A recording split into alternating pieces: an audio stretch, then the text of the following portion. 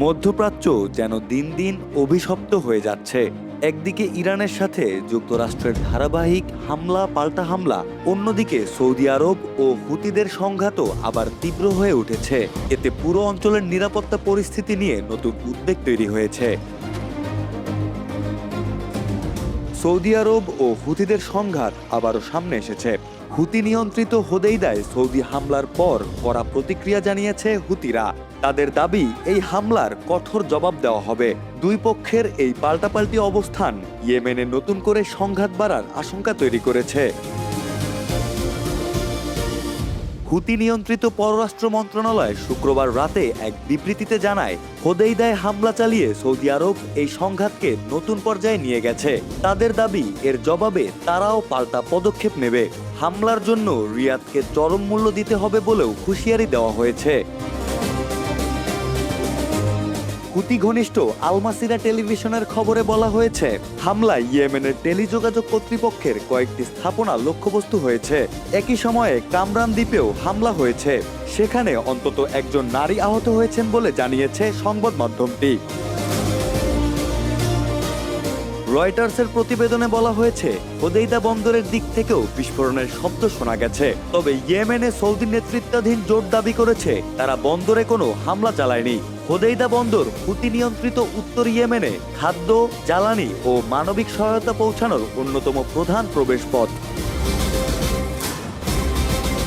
Saudi নেতৃত্বাধীন জোটের মুখপাত্র মেজর জেনারেল তুর্কি আল মালিকি বর্তমান উত্তেজনার জন্য হুতিদের দায়ী করেছেন। তিনি বলেন, লোহিত সাগরে বাণিজ্যিক জাহাজে হুতিদের হামলা ছিল বেপরোয়া ও দায়িত্বজ্ঞানহীন। তার হুঁশিয়ারি, হুতিরা এমন কর্মকাণ্ড চালিয়ে গেলে প্রয়োজনীয় সব ধরনের সামরিক পদক্ষেপ নিতে সৌদি জোট কোনো দ্বিধা করবে না। গত বুধবার হুতিরা দাবি করে, তারা ড্রোন ও ক্ষেপণাস্ত্র ব্যবহার করে লোহিত সাগরে কয়েকটি সৌদি তেলবাহী জাহাজে হামলা চালিয়েছে। তাদের ভাষ্য, 2 দিন আগে ঘোষিত নৌ অবরোধ উপেক্ষা করেই জাহাজগুলো চলাচল করছিল।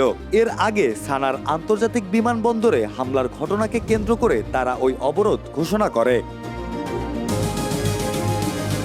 হুতি সামরিক মুখপাত্র ইয়াহিয়া সারি বলেন, 2022 সালের আনুষ্ঠানিক যুদ্ধবিরতির পর যে তুলনামূলক শান্ত পরিস্থিতি তৈরি হয়েছিল তা এখন আর নেই। তবে হুতি মুখপাত্র মোহাম্মদ আব্দুল সালাম দাবি করেছেন, বাব আল মানদেব প্রণালী পুরোপুরি বন্ধ করা হয়নি। তাদের ঘোষিত নৌ অবরোধ শুধু সৌদি আরবের সঙ্গে সংশ্লিষ্ট জাহাজ চলাচলের ক্ষেত্রেই প্রযোজ্য। এদিকে সৌদি আরবকে ঘিরে কূটনৈতিক তৎপরতাও চলছে।